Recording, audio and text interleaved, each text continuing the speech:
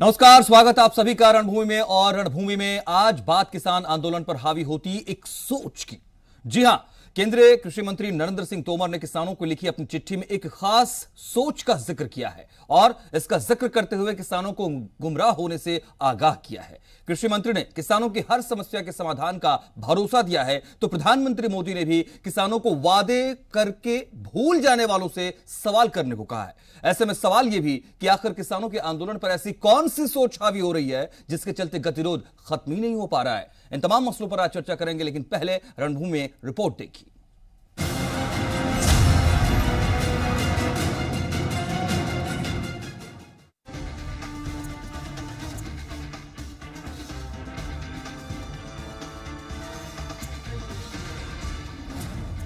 किसानों की आड़ में कौन फैला रहा भ्रम, सरकार के दिग्गजों ने संभाली कमान। कृषि कानून की वापसी पर अड़े किसान, आंदोलन में 1962 वाली सोच कर रही है काम। संवेदनशील, किसानों के लिए समर्पित हमारी सरकार किसानों को अन्नदाता मानती है। देश के प्रधानमंत्री किसानों के हर भ्रम को दूर करने की कोशिश कर रहे हैं, फिर भी गतिरोध खत्म नहीं हो रहा है। क्या आंदोलन के पीछे सच में कोई सोच काम कर रही है? ये सवाल इसलिए क्योंकि कृषि कानून पर जारी गतिरोध के बीच केंद्रीय कृषि मंत्री नरेंद्र तोमर ने किसानों के नाम एक चिट्ठी लिखी है। कृषि मंत्री ने 1962 में चीन के साथ हुए युद्ध की याद दिलाते हुए किसानों को भ्रम फैलाने वालों से आगाह किया है। नरेंद्र तोमर ने अपनी चिट्ठी में लिखा, पर्दे के पीछे छिपकर किसानों को गुमराह करने वाले इन लोगों की विचारधारा सन 62 की लड़ाई में भी देश के साथ नहीं थी। आज ये लोग फिर सन 62 की ही भाषा बोल रहे हैं। इन लोगों ने किसान के मन की पवित्रता को भी अपने घिनौने इरादों और साजिशों से अपवित्र और प्रदूषित करने का प्रयास किया है। हमारे किसान भाइयों को आज विचार करना चाहिए कि जब उन्होंने ये आंदोलन शुरू किया था तब उनका लक्ष्य क्या था और आज क्या क्या बातें हो रही हैं। कि वहां पर वामपंथी लोग मिलकर इस आंदोलन को दुरुपयोग करके किसानों के कंधे पर बंदूक रखकर चलाना चाहते हैं। सरकार ने किसानों को समझाने का बीड़ा उठाया है, तो किसान अपनी मांगों पर अड़े हुए हैं। गतिरोध कब खत्म होगा कहना मुश्किल है, लेकिन ताजा हालात को देखते हुए इस बात से इनकार भी नहीं किया जा सकता है कि आंदोलन के पीछे कई तरह की सोच काम कर रही है। ब्यूरो रिपोर्ट, जी मीडिया।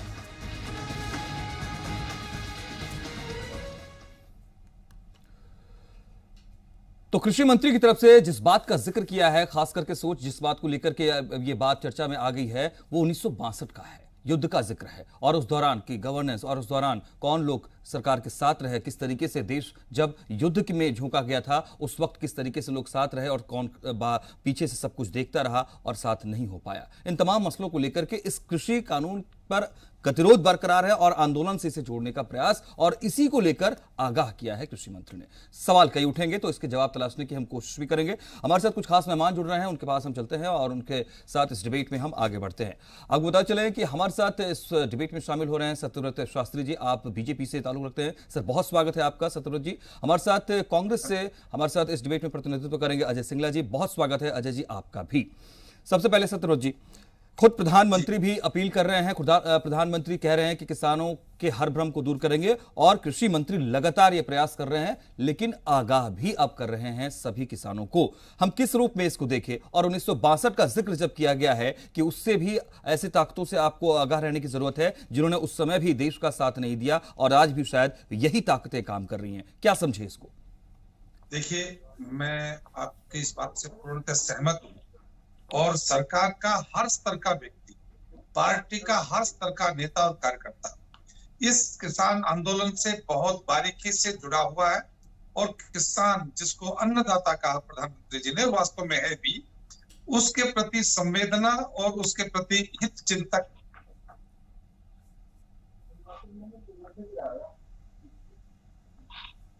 अजय सिंगला जी। हेलो जी, आपके पास मैं आऊं, जरा कंप्लीट कर लें सत्यव्रत जी, अगर आप हमें सुन पा रहे हैं तो आप अपना जवाब कंप्लीट कीजिए। मैं उन प्रधानमंत्री जी ने जिस प्रकार किसानों के सामने आंकड़े प्रस्तुत कर करके, आंकड़े झूठे नहीं होते, एक एक आंकड़ा, एक एक बात रखकर किसानों को समझाने का प्रयास किया कि पिछली सरकारों ने क्या किया और हमने क्या किया, उन्होंने क्या दिया, हमने क्या दिया, हम क्या देना चाह रहे हैं और उन्होंने क्या किया। तो आज बड़ा स्पष्ट, और मैं समझता हूं कि कल जब देश भर में किसान इस बिल के समर्थक में जब उपवास के लिए बैठेंगे तो बड़ी संख्या में आपको, जो आप विरोध कर रहे हैं, जो लोग, उनसे कितनी बड़ी संख्या में इस कानून के समर्थक लोग भी अपने इस मैदान में आकर प्रधानमंत्री को संबल देंगे। लेकिन उस सोच का क्या सत्यव्रत जी, लेकिन उस सोच का क्या, उस विचारधारा का क्या, जिसका जिक्र नरेंद्र तोमर ने किया है अपनी चिट्ठी में, जो किसानों को लिखा कि 1962 वाली विचारधारा शायद सक्रिय है, उससे सावधान किया उन्होंने। जी, मैं आप उपवास रख लीजिए, आप मना लीजिए, वार्ता कर लीजिए, लेकिन सोच जब तक हावी है एक, तो उसका असर फिर दिखेगा, गतिरोध खत्म होने के आसार कम दिखते हैं। देखिए, हाँ बिल्कुल, मैं उसका थोड़ा स्पष्टीकरण करने का प्रयास करूंगा कि जिस समय यह देश चीन के द्वारा थोपे गए युद्ध को सहन कर रहा था, अभाव के अंदर भी जो चीन की सीमा के ऊपर लड़ रही थी, तो इस देश में राजनीति की मुख्य धारा में प्रवेश करने का प्रयास कर रही कम्युनिस्ट पार्टियां देश की जनता और सेना के साथ न होकर चीन की भाषा बोलते थे। और यही कम्युनिस्ट जो है जगह जगह, चाहे पिछले वर्ष सीएए के बाद एनआरसी के बारे में जो आंदोलन के रूपरेखा हो, किसी प्रकार के भी, जब इन्होंने राम मंदिर निर्माण की बात आई हो तो उसके अंदर अड़ंगे डालने की बात हो, धारा 370 का उल्लेख कर जब इसको हटाएगा तो उस समय की बात हो, ये एक शहरी नक्सलवाद जो इस देश के अंदर बड़ी कलात्मक ढंग से अपनी भाषा को बोलकर और निरीह और थोड़े से भोले लोगों को अपने जाल में फंसाकर जब ये कृत्य करता है तो वो चाल बहुत समय बाद पता चलता है। सन 62 की वो भाषा वही है जो कम्युनिस्टों ने देश की सेना और जनता के साथ धोखा करके चीन का साथ दिया था। वही कम्युनिस्ट ताकतें आज किसानों को घेर कर बैठी हैं, चाहे वो वैचारिक रूप से तो अजय सिंगला जी, ठीक है सर, आपके पास आऊं मैं फिर से। अजय सिंगला जी, तो क्या आज भी अपने आप को आप इसी तरीके की स्थिति में देखते हैं कि आपको इस तरह की बातों के साथ रहना पड़ेगा? क्या आपको लगता नहीं है कि गतिरोध को खत्म करने की तरफ सकारात्मक पहल होनी चाहिए, न कि इस पर कोई सोच हावी होनी चाहिए? इसका खंडन आप करते हैं? समस्या क्या है? समस्या वाकई सोच की है। हम 1962 की बात कर रहे हैं। सोच क्या है? सोच ये है कि केंद्र सरकार पहले ये निर्धारित कर ले, केंद्र का शीर्ष नेतृत्व, भाजपा के हमारे प्रवक्ता ये निर्धारित कर लें कि दिल्ली के चारों ओर सड़कों पर बैठे लोग, पूरी देश में सड़कों पर बैठे लोग आतंकवादी हैं, खालिस्तानी हैं, चीनी है, पाकिस्तानी है, विदेशी हैं, या हमारे देश के नागरिक किसान हैं जिनसे आप वार्ता करना चाह रहे हैं। जिस दिन इनकी ये सोच बदल जाएगी कि ये किसान है, ये अपने हक के लिए यहाँ पे आए हैं, इनकी बात सुनी जाए, उसका समाधान किया जाए, समाधान होने की दिशा में कदम बढ़ जाएगा। सबसे पहली समस्या क्या आ रही है कि ये इनको किसान किसान ना मानकर कभी कहते हैं कांग्रेसी है, कभी कहते हैं कम्युनिस्ट है, कभी कहते हैं खालिस्तानी है। मेरे भाई, कुछ तो संवेदनशीलता रखो। 35 किसान मर चुके हैं। अगर एक जानवर मर जाता है और भाजपा को कहीं वहां पे वोट नजर आती है, पूरी भाजपा, पूरा उसका सोशल मीडिया, सारे टीवी चैनल्स पे आके खड़े हो जाते हैं। एक संवेदनता की बात, एक शब्द नहीं बोला आपने। एक संत महात्मा ने आत्महत्या कर ली, एक शब्द नहीं बोला उनके लिए। और यहाँ पे आप बड़े बड़े भाषण दे रहे हैं कि अपने लोगों को आप आतंकवादी कह रहे हैं, खालिस्तानी कह रहे हैं, कांग्रेसी कह रहे हैं, कम्युनिस्ट कह रहे हैं। अविश्वास पैदा हो गया आपके ऊपर। इस अविश्वास को विश्वास में बदलने की जरूरत है। आपके अविश्वास को जिस दिन किसान समझ लेगा कि हाँ, विश्वास करने लायक हो जाएगा, वार्ता आपसे शुरू हो जाएगी, समाधान उस दिन हो जाएगा। आप अपनी सोच बदलिए, 1962 की नहीं। इनको खालिस्तानी चीनी कहना करके छोड़ दीजिए। कई हमारे भाई हैं, हमारे किसान लोग हैं, ये प्रॉब्लम में है, ये ठंड में मर रहे हैं, ये आत्महत्या कर रहे हैं। आओ हम इनकी बात सुने, उसका समाधान निकालें। समाधान निकल जाएगा। अरे आप तो सुप्रीम कोर्ट की बात नहीं मान रहे। सुप्रीम कोर्ट ने एक बहुत अच्छी सलाह दी आपको, सुप्रीम कोर्ट की सलाह नहीं मान रहे। सुप्रीम कोर्ट ने एक स्पष्ट सलाह दी आपको कि कानून निरस्त करके एक कमेटी बनाते हैं। आप 20,000, हमने सुना है, जुड़े हैं हमारे आदरणीय प्रधानमंत्री जी, 20,000 किसानों से अगर कहीं ये अध्यादेश लाने से पहले केवल 20 संगठनों से ही बात कर लेते, इतना बड़ा बखेड़ा क्यों होता? अरे आपकी नीयत में खोट है, ये कारण है ये इतना बड़ा बखेड़ा हो रहा है, इतना बड़ा अविश्वास पैदा हो गया पूरे हिंदुस्तान में आपके ऊपर। आपके पास फिर से आऊं अजय जी, मैं कमलजीत जी के पास जाना चाहूंगा, सीपीएम से हमारे साथ जुड़ चुके हैं। कमलजीत जी, बहुत स्वागत है आपका। लेकिन सवाल आज ये है किसान आंदोलन के मसले पर कि कृषि मंत्री ने चिट्ठी लिखी किसानों के नाम और उन्होंने 62 के समय में जिस तरीके से हालात बने थे और इशारा वामपंथ की तरफ और आगाह किसानों को किया है कि आपको उससे सावधान रहना है। क्या आपको ये आरोप जो है, आपको लगता है कि संवेदनशील परिस्थितियों में जब भी देश आया है वहां आपके ऊपर ये आरोप लगे हैं? शायद ये वक्त है, ये हिस्ट्री क्रिएट कर सकते हैं आप कि आप अपने ऊपर लगे ऐसे आरोपों की छवि को बदल दें। देखिए, इस वक्त हमारे सामने ये सवाल नहीं है कि हमारे ऊपर क्या आरोप लगाते हैं। हमारे साथ भाजपा की लड़ाई वो कोई आज से नहीं है, जब से हम लोग अपनी सोच पे टिके हुए हैं, उनकी अपनी सोच है, हम वो विचारधाराओं का विरोध है। आज सवाल क्या है नरेंद्र तोमर सर, विचारधाराओं से देश सवाल ये है और देश के बड़े मुद्दों की संवेदनशीलता टकराए तो फिर बात क्यों न विचारधारा की हो? जो उसका ख्याल उसको कंट्रोल तो करना पड़ेगा सर। और बात बिल्कुल विचारधारा की होनी चाहिए, लेकिन इस वक्त वहां पोस्टरबाजी होती है सर, वहां ऐसी बयानबाजी हो जाती है, तो ये मुद्दा तो संवेदनशील हो रहा है। जी बोलिए। नहीं, ऐसी बयानबाजी क्या कौन सी बयानबाजी की बात करें? एक ही बयान है वहां पे, वो एक बयान है कि हमारे को किसानों को कानून नहीं चाहिए, ये एकमात्र बयान है। और इस बयान के ऊपर नरेंद्र तोमर को जो भी कहना है उनको स्पष्ट कहना पड़ेगा।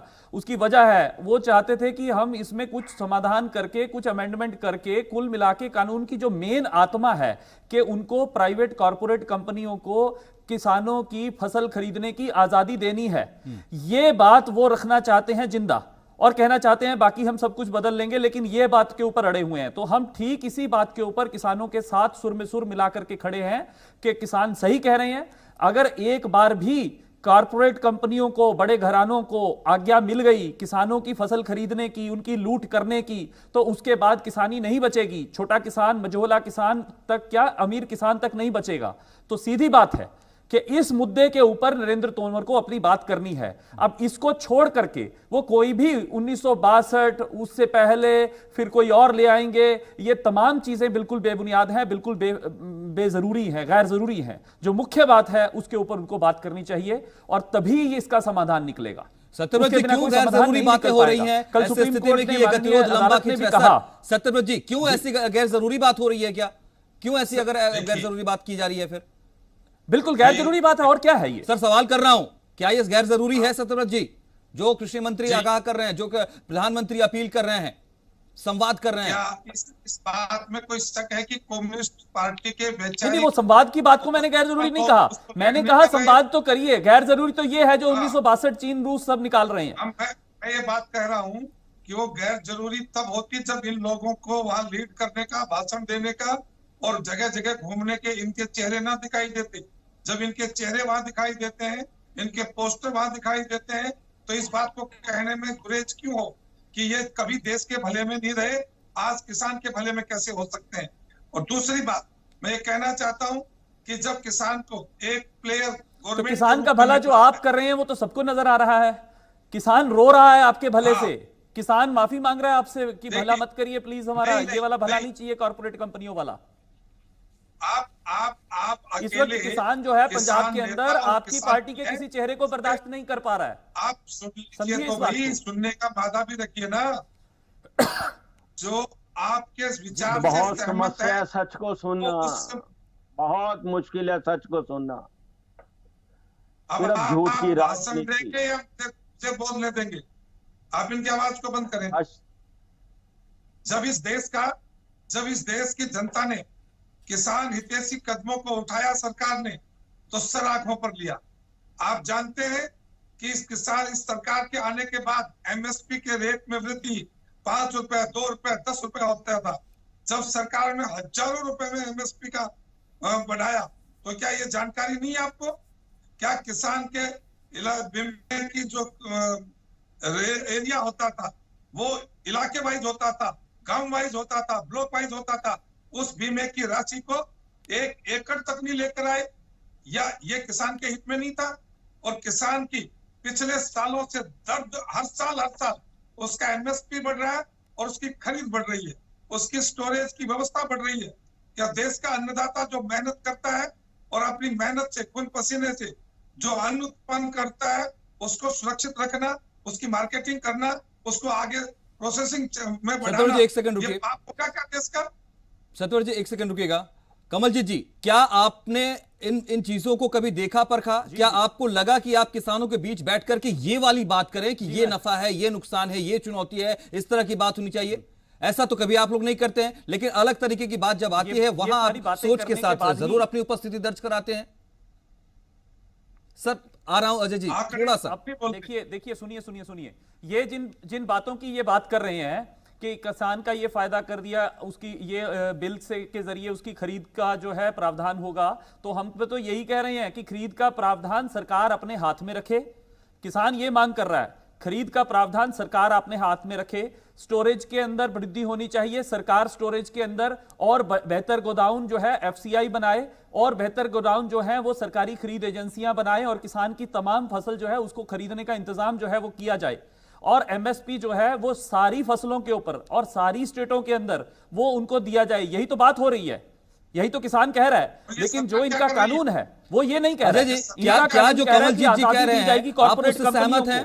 अजय जी, क्या आप सहमत हैं इस बात से कि हाँ सार्थक बात हो रही है लेफ्ट की तरफ से भी, या बात ऐसी होती है कि शायद आंदोलन और गतिरोध को आगे जो है खत्म करने की दिशा में प्रयास नहीं हो रहे हैं, वो सवाल उठ रहे हैं? कैसे देखते हैं आप इसको? कांग्रेस पार्टी पूरी तरह से चाहती है कि ये गतिरोध खत्म हो, इसका कोई समाधान। लेकिन सर ऐसी सोच हावी होगी तो कैसे खत्म होगी? क्या नहीं खत्म नहीं करेंगे वापस? आप लोग भी मानते हैं, आप लोगों ने भी सरकारें देखी हैं, बातचीत से, वार्ता से बात होती है, बनती है। सोच क्या है? सोच है कि मैं हठ धर्मी हूं, मैंने जो कह दिया that is final, no change. मुझे और उनके भक्त क्या कर रहे हैं? सिर्फ मोदी चालीसा पढ़ रहे हैं। मैं कह रहा हूं प्रजातंत्र है, प्रजातंत्र में लाखों लोग किसी चीज की मांग कर रहे हैं, सुप्रीम कोर्ट आपको सलाह दे रहा है, अब किसी चीज को मानने की बजाय आपसे गलती हो गई। मैं एक टीवी चैनल पे बैठा था, एक किसान नेता बैठे थे, उन्होंने कहा कि मीटिंग के दौरान एक केंद्रीय मंत्री ने माना कि ये बातचीत पहले होनी चाहिए थी, हमने नहीं की, हमसे गलती हो गई। किसने क्या कहा? टीवी चैनल पे मेरे सामने बात हुई। सर ये तो कृषि मंत्री ने खुला कहा है कि संशोधन की जरूरत है, हम करेंगे, और पहले दौर से ये बात चल रही है, पहले दौर से बात चल रही है कि अगर कहीं कोई 19-20 है हम ठीक करेंगे। तभी तो कहा गया कि हाँ भाई संशोधन की लिस्ट तैयार हुई और ये हम करने को राजी हैं। सरकारों में लिखित आश्वासन नहीं होता, कानून बनते हैं। सर तो ये आरोप आज आपको, अगर आपने प्रधानमंत्री को सुना होगा, आप पर भी ये आरोप लगे, आपसे किसानों को उन्होंने कहा है कि पूछें किसान कि जिन लोगों ने आप वादे किए घोषणा पत्र में वो पूरे क्यों नहीं किए। सर यही बात, यही तो सोच है कि गलत मैं करूं और पूछो कांग्रेस से, गलत मैं करूं पूछो नेहरू जी से, गलत मैं करूं पूछो ABCD से। आज सरकार आपकी है, कानून आपने बनाए, जो गलत कानून बनाए किसान उस पे आपसे मांग रहे हैं। कमलजीत जी, आपने कांग्रेस से कभी ये पूछा ये सवाल? कांग्रेस से आपने कभी को इस तरीके से घेरा आपने कि जो आपने APMC को लेकर जो घोषणा पत्र में वादे किए थे उसको पूरा अगर नहीं किया है, किसानों को उसके बारे में भी सोचना चाहिए? लेकिन आज बिल्कुल जब कांग्रेस पावर में थी तो जितनी रैलियां होती थी कांग्रेस के ही खिलाफ होती थी, कोई भाजपा के खिलाफ नहीं होती थी। लेकिन आज जिस बात के ऊपर हम लोग चर्चा कर रहे हैं वो ये है कि कारपोरेट कंपनियों को खरीद की इजाजत देने के ऊपर तुली हुई है सरकार, और किसान कह रहे हैं कि इसको हम नहीं होने देंगे। यह है 2 पॉइंट एजेंडा। इसमें से साफ साफ सरकार को इस बात को मानना पड़ेगा। अभी सुप्रीम कोर्ट ने भी कहा कि पैनल, और उसके ऊपर जिन बुद्धिजीवियों के उन्होंने नाम लिया है उन बुद्धिजीवियों ने खुद कहा कि पैनल क्यों, पूरा पार्लियामेंट ही डिस्कस करे, क्यों ना एक पार्लियामेंट का सेशन बुलाया जाए, क्यों ना एक तुरंत से पार्लियामेंट के सेशन के अंदर इस बात को लेकर के डिबेट हो, तय हो वहां पर। तो ये बात करने की बजाय वो दूसरी बातें कर रहे हैं। तो हम ये कह रहे हैं कि देखिए, जब तक खरीद जो है उसको आप उसके अंदर पूरी तरह से सरकार के कंट्रोल नहीं रखेंगे, जब तक जितना भी स्टोरेज है वो टोटल जो है वो केवल और केवल सरकार के कंट्रोल में नहीं रहेगा, तब तक इस देश का ना तो किसान बचेगा और ना ही जिनको अनाज चाहिए, जो खरीदार है वो भी नहीं बचेगा। अगर कॉरपोरेट कंपनियों के पास एक बार अनाज का भंडार चला गया, उसके बाद आम आदमी को खाना खाने के लिए अनाज नहीं मिलेगा इस रेट के ऊपर जो आज मिल रहा है। तो इस ये चीज को कल्पनाओं लोग बाखूबी के जानते आधार हैं। पर जियो का सिम क्यों आंदोलन लोग है। छोड़ रहे हैं? क्योंकि यही मोनोपोली जो है वो लोग करते हैं। तो ये तजुर्बा है जनता सत्यव्रत का, शास्त्री। तो उस तजुर्बे के आधार के ऊपर जी, जनता अड़ी हुई मैं है। कह रहा हूं कि यही कल्पनाओं के आधार पर इन कम्युनिस्ट विचारधारा के बंधुओं ने हिंद बाग पर आंदोलन खड़ा किया। इसी सोच के आधार पर किसान आंदोलन खड़ा करे। होगा, ऐसा हो जाएगा, ऐसा हो जाएगा, होगा कि नहीं होगा, ये लेकिन भविष्य की कमलजीत बात जी है। तो 62 और इस तरह की बातों, पोस्टरों को कहते हैं कि ऐसा डिलीट हुआ कर है। दीजिए, उन बातों को छोड़ सुनिए, दीजिए। सुनिए, मैं ये बात कर रहा हूं कि हरियाणा सरकार, हरियाणा स्टेट कितना सा है, और उसके बराबर में 2 स्टेट्स कांग्रेस शासित हैं, पंजाब है, इधर राजस्थान है। आप तुलनात्मक आंकड़े ले लीजिए कि किस सरकार ने किसान का कितना प्रतिशत, केंद्र सरकार अरे के आपका के अलावा विश्वास ही नहीं करते जब किसान आंकड़े आपने लेकर करते रहते हैं बात। जो की किसानों का फसलों को आपके ऊपर विश्वास ही नहीं है। आप आंकड़े 1.4 दिखाते तो आप इस बिल लाने से उत्तर पहले देने दिखाते तक आंकड़े, करते। किसानों से बात अजय करते जी, आंकड़े अजय दिखाते। जी, आज अजय आप जी, आंकड़ों की बात करने लगे हैं। मैं ये कह रहा हूं कि कांग्रेस पार्टी के शासित 2 प्रदेश, देखिए वैसे ये भी क्योंकि ये आंदोलन हरियाणा को केंद्र करके किया जा रहा है, हरियाणा सरकार को अस्थिर करने के लिए किया जा रहा है। मैं कांग्रेस के बंधुओं से और कम्युनिस्ट पार्टी की विचारधाराओं से पूछना चाहता हूं कि पंजाब ये सरकार सोच ने, है। राजस्थान सरकार ने हरियाणा सरकार की तुलना में कितना एमएसपी पर अनाज और कितने प्रकार की अनाज खरीदे, जरा आंकड़े और उस पर डिबेट हो जाए। अजय जी, ये देखिए, सोच एक है चीज इनकी। मेरे को मैं ये कहनी है समाधान कि निकले आप कैसे? सारी बात को इस आज बात पर ला रहे हैं हमारे कि सरकार की परफॉर्मेंस कैसी हो। हम कह रहे हैं बिल्कुल सरकारों की परफॉर्मेंस होनी चाहिए, लेकिन सरकार अगर ये कानून पास कर देगी तो परफॉर्मेंस देनी कहां पड़ेगी सरकार को? कॉर्पोरेट देगा परफॉर्मेंस, तो प्रॉफिट के आधार के ऊपर वो लोग बेच और खरीद करेंगे, वो लोग स्टोरेज करेंगे, उनको आप आजादी दे देंगे, तो उसके बाद कहां सरकार की परफॉर्मेंस का कोई मामला रह जाएगा? अबानी अडानी सारी फसल की खरीद करेंगे, अबानी अडानी उसकी स्टोरेज करेंगे, अबानी अडानी उसको प्रोसेस करेंगे। मैं आप तीनों से एक सवाल रख रहा हूं आपके सामने, हम तो ये एक कह रहे हैं चुनौती सरकार रख रहा रहे हूं आपके सामने। आप आप समझिए, इसमें से निकल क्यों रहे हैं? समझिए, सरहदों पर रसद पहुंचाना मुश्किल हो सकता है, आने वाले समय में गतिरोध बरकरार रहा तो ये अनाज की सप्लाई जो है उस पर चुनौती आ सकती है। खेत खलिहान जैसे तैसे चलाए जा रहे हैं, रखवाली की जा रही है, आगे बहुत और बढ़ जाएगी मुश्किल। गतिरोध खत्म कराइए, इस ओर आगे बढ़ेंगे आप लोग, सब लोग। यही कहना चाह रहा हूं, भाजपा संभल जाए, भारतवर्ष बहुत मुसीबत में है। आपके ऊपर कांग्रेस संभल गई, भाजपा को संभलते चाहेंगे, कांग्रेस संभल गई। आप सुनना चाहेंगे, सुनने की क्षमता रह गई आपके पास। अरे आपके पास ना कुछ कहने की क्षमता है, ना कुछ सुनने की क्षमता है। मैं चुप हो जाता हूँ। बोलिए। चलिए, सत्यव्रत जी, अजय जी, कमलजीत जी, बहुत शुक्रिया आप सभी का हमारे साथ डिबेट में शामिल होने के लिए। लेकिन वाकई जिस तरीके की चुनौती किसान आंदोलन और उनकी मांगों और सरकार के बीच गतिरोध को लेकर के बनी हुई है, ये गतिरोध अगर लंबा चल गया तो फिर वाकई आने वाले समय में और कई चुनौतियां आ सकती हैं। और इस वक्त किसानों की समस्याओं को दूर करने को लेकर सरकार हर संभव प्रयास कर रही है। किसान भी लगातार इस बात को लेकर राजी हैं कि वार्ता अगर खुद करते हैं सरकार के प्रधानमंत्री तो वो भी वार्ता के लिए तैयार है। यानी कुल मिलाकर एक रास्ता, एक सोच अभी ऐसी जरूरत है बनने की जहां ये गतिरोध खत्म हो, आंदोलन खत्म हो, किसान भी संतुष्ट हो और सरकार उनके प्रति अपनी प्रतिबद्धता को साबित भी कर पाए। बहुत शुक्रिया आप सभी का हमारे साथ इस डिबेट में शामिल रहने के लिए। नमस्कार।